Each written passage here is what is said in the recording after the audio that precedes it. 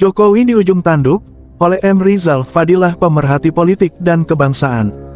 Petisi 100 bergerak terus. Terakhir mendatangi Menko Polhukam menyampaikan pandangan bahwa untuk mencegah pemilu curang hanya satu jalan, yaitu, maksulkan Jokowi.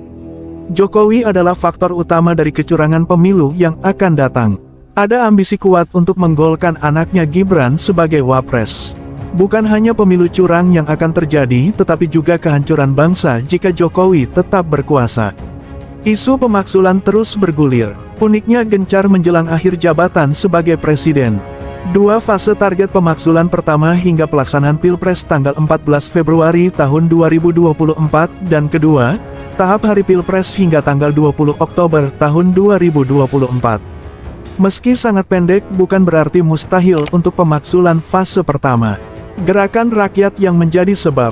Fase kedua gerakan akan lebih masif setelah melihat bukti berbagai kecurangan Pilpres. Pemaksulan bukan untuk menggagalkan pemilu. Pemilu harus tetap berlangsung. Akan tetapi pemilu yang jujur dan adil adalah pemilu yang biang kekacauan dan kecurangannya ditiadakan. Pemilu tanpa Jokowi.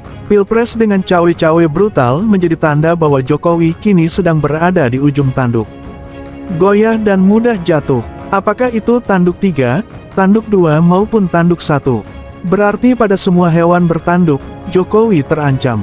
Berada di ujung tanduk 3, bagaikan berada di tanduk hewan purba Triceratops. Hewan herbivora ini bermahkota sebagai penarik betina. Tanduknya tajam untuk menusuk lawan. Ditemukan juga sapi bertanduk 3 di Bangli milik Iwayan Sudira. Hewan bertanduk 2, lebih umum mulai dari yang jinak seperti kambing atau sapi hingga yang berbahaya seperti ular viper atau ular gurun.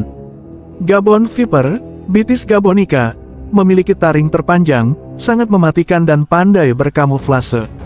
Sementara hewan bertanduk 1, ada yang indah seperti kasuari dan ada pula yang galak, seperti badak India, Rhinoceros unicornis.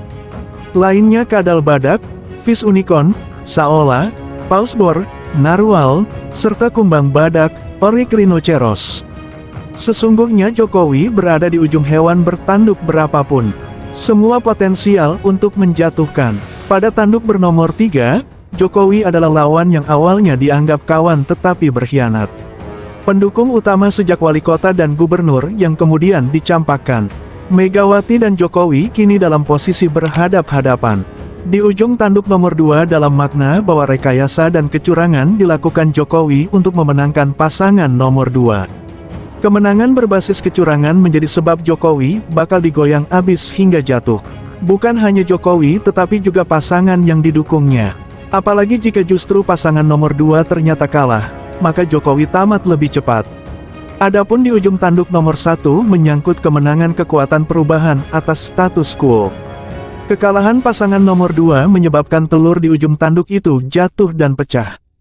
Kekalahan ini bukan hanya berakibat lumpuhnya Jokowi bagai katak lumpuh, lame frog, tetapi juga terancam proses hukum berikutnya. Jokowi tidak memilih pola mendarat nyaman dan aman, tetapi opsi risiko buruk. Membangun politik dinasti, menutupi korupsi, serta investasi yang meminggirkan pribumi. Kedaulatan ditukar dengan hutang luar negeri. Rakyat terengah-engah membayar pajak dan harga barang yang terus melambung tinggi. Masa pemerintahannya penuh dengan keruwetan dan kegaduhan. Sejak terpilih sudah terjadi kontroversi. Dosa politiknya dinilai tebal dan berkarat, sulit untuk dibersihkan. Demokrasi diganti oligarki bahkan monarki. Kebijakan ambivalen menginjak etika dan moral, hukum yang diperalat untuk kepentingan politik, kriminalisasi oposisi, sekularistik, mistik, serta otoriter. Jokowi bagai telur di ujung tanduk, egg in the edge of a horn. Sebentar lagi jatuh dengan tidak hormat. Pecah berantakan. Rakyat memendam rasa kesal dan dendam. Presiden ini terlalu banyak bohong, tipu-tipu dan tidak ada rasa malu meski dituduh bersertifikat palsu. Sertifikat kepresidenan yang sesungguhnya haram alias tidak halal.